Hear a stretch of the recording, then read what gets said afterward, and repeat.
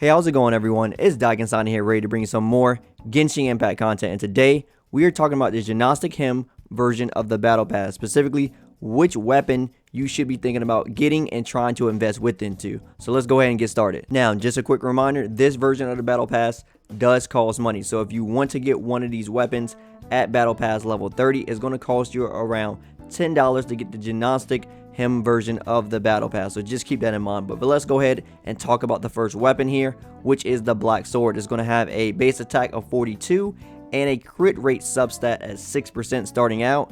The weapon skill here is Justice. Increased damage dealt by normal and charge attacks by 20%. Additionally, regenerate 60% of attack as HP when normal and charge attacks score a critical hit. This effect can occur once every 5 seconds. So one thing I always tell you guys, I love it when a weapon has a weapon skill that is complemented by the secondary or substat, which is crit rate. So you need to score critical hits to get the second part of this weapon skill to regenerate that 60% of the attack as HP. And they're going to give you a crit rate substat on the weapon itself, which is very nice. So you don't have to look for the substats as heavily within your gear, which I always like when you don't have to look for it within your artifacts like that. So this is very good. This is something I would definitely see like a Jean using, even though I mean it's kind of like a dark weapon, but either way, Jean would definitely be very good with this weapon. It's gonna have, you know, a nice base attack with it, crit rate percent, and it's gonna keep increase her attack damage by 20% along with her charge attack. Very nice on a character like her if you can pull a Jean. I think something like this would actually be pretty good on Kaya too. Now if you get a Constellation 1 Kaya, he actually do have a increase in his crit rate by 15% when he have cryo on enemies, so you can actually utilize that additional crit percentage along with this weapon as well. So that actually may be a pretty good bonus. So I think Kaya can actually use this weapon pretty well as well. But overall, I think this is a very good choice, a solid choice if you're going to be investing into the Battle Pass and choosing one of these weapons. Now let's talk about the Claymore one, which is very interesting. So this is the Serpent Spine. It's also going to have a crit rate of 6% and a base attack of 42%. And the weapon skill is called Wave Splitter. Every 4 seconds a character is on the field, they will deal 6% more damage and take 3% more damage. This effect has a maximum of 5 stacks and will not be reset if the character leaves the field, but will reduce by 1 stack when the character takes damage. So the interesting thing here is those are going to go up times 5, so you're going to get 30% more damage, but you can also take 15% more damage. So this is the type of weapon for people who like to go all in. You know, you're going to be taking more damage if you use this weapon, but you also going to be dealing out a hell of a lot more damage with this weapon, which is pretty cool. I definitely want to see the refinements for this weapon too, but it already has some nice stacks, so you already got some nice damage here. I think this would be very good on a character. It may be a little bit risky, but I think a character that can just take the punishment but also deal the damage that much better is a character like Beidou, because you know she has the counter. So if you do it just right, you can actually do something very nice with this. I think she gets some really good damage. Also, you could do self-inflicted counters for people who don't know. Certain situations where you can set the grass on fire, you can stand inside of that, and you can actually get the counters rather than taking the damage from enemies. So you could be hitting that 30% more damage on those counter attacks very effectively in those type of situations, which could give her some massive damage numbers. Of course, this will run very well on like a D-Luke as well, who's going, you know, also a main DPS, something like this, doing some massive pyro damage. So I think this is a very good choice of a weapon too. Now it doesn't leave, so if you get the max stats, then you're going to have that on there. So you just got to keep that in mind when the character leaves the party and you put them back in, that you can take that additional damage. So you don't want to have them out during big attacks unless you are confident in your dodges, or you're playing a character like Beidou who can actually just, you know, take a little bit more pounding. But because she's already doing reduced damage, she still wouldn't be taking that much. I don't think 15% more damage off the reduced damage that she's taking in stance is going to equal how much damage a person is actually normally taking. So she'll probably take an increase, but not as much as a character actually just getting hit by it. And I think that's why it's very good on a character like her. Alright, so next we have Solar Pearl. And this is going to be a catalyst, crit rate 6% and base attack 42 like the other ones that we've seen so far. And the weapon skill here is going to be Solar Shine. So normal attack hit, increase elemental skill and elemental burst damage by 20% for 6 seconds.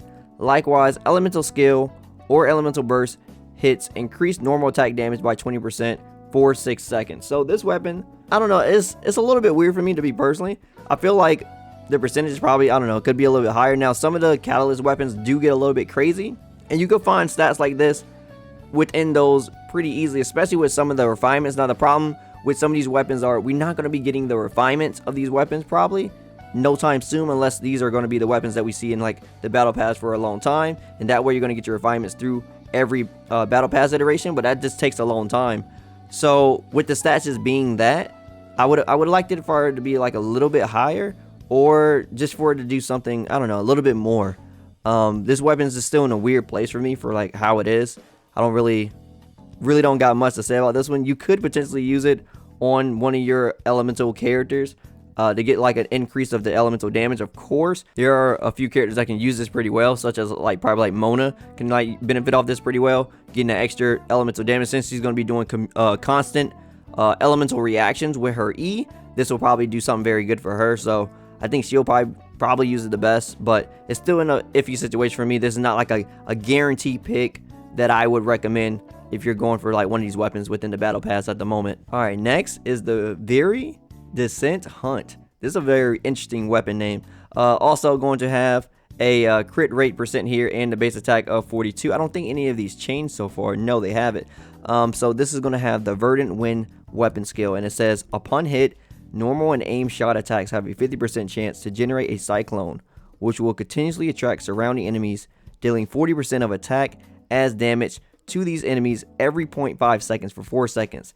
This effect can only occur once every 14 seconds. So it's on a 14-second cooldown, but it turns your character into like a mini Venti. Now, if you run this on Venti, Venti would just have way more ult opportunities, especially if this is going to be triggering on a 50% chance of normal attacks. You know, Venti does have that one extra normal attack than the other bow users, so that would definitely come in handy, just that one extra. But 50% chance, you're bound to get it on one of those. I mean, it's, you know, it's right there.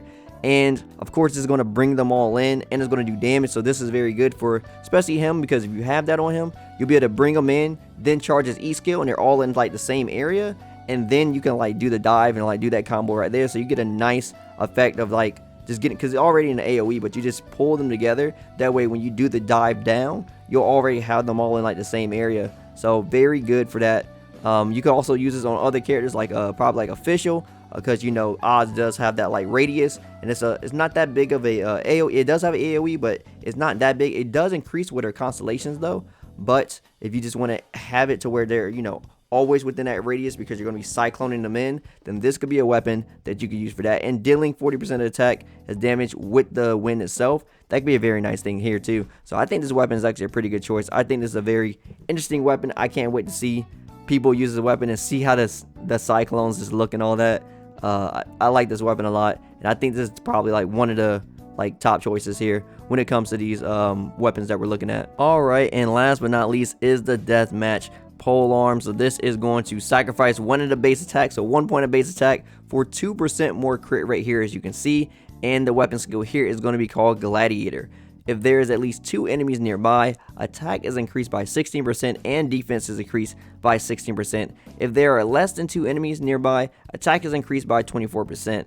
Now this weapon, out of all the weapons that we've seen so far, is the one that I'm the most skeptical of, just because that attack by 24%, it seems very good, is consistent obviously. So this is a weapon that would be like more useful for bosses. I mean, you know, you're splitting it is very situational in some sense, and like, you know, we're not going to be able to get refinements of this weapon that early, like I'm saying, because obviously for refinements you got to get multiple copies, and this is only tied to the battle pass. You can't gacha these or anything like that. So it just has like is 16%, which is not that high. I mean, you could get more than that from like food, with that being the case. And of course 24% with the attack on the single target ones, which doesn't seem that all appealing to me. It's okay, I guess, but like I said, we've seen better 4-star, especially 5-star weapons with higher abilities than that, especially when you are able to get refinements of some of these 3 stars or 4 stars a little bit more easier. It just, this one doesn't seem as appealing or something that seems that useful with its situational properties. So overall, when it comes to the weapons of all 5 of these battle pass weapons, I think the breadwinners here, if you're going to be picking one of these weapons specifically, I think is going to be the Black Sword, the Serpent Spine, and the Very Descent Hunt, I think, are going to be the top picks here. Like I said, these two right here, I'm a little bit iffy on, especially this one. This one just doesn't seem worth it. This one could be interesting for something, but I just wish it did a little bit more. It's not really fulfilling as far as like how strong other elemental catalysts are. This doesn't just seem to be doing what, like, you know, something unique that a refinement could do, because we got to think about these weapons again. We got to keep iterating that we don't have refinements of these weapons yet, but these two, you know, nice increase of attack here along with this generation of HP.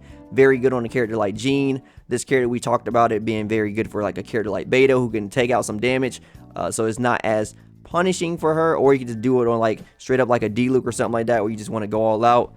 This is going to be a very interesting weapon, because it is going to be a weapon that, you know, you have to be careful with. It is like Chip's all-in weapon, very interesting right there. And of course, the mini Venti weapon right here, that could be very interesting for Venti himself, or for a character like Fischl who has that nice AoE radius and stuff like that. So I hope that helped you all with choosing one of these weapons, understanding more about them, and understanding like which characters could probably benefit from them the most. If you like anything I had to say today, drop me a like. I greatly appreciate it. And if you want to hear more from me, follow me on my socials. Also, don't forget to subscribe and turn on notifications so you know the next video goes live. As always, my name is Dyken, and I'll see y'all next time. Signing out.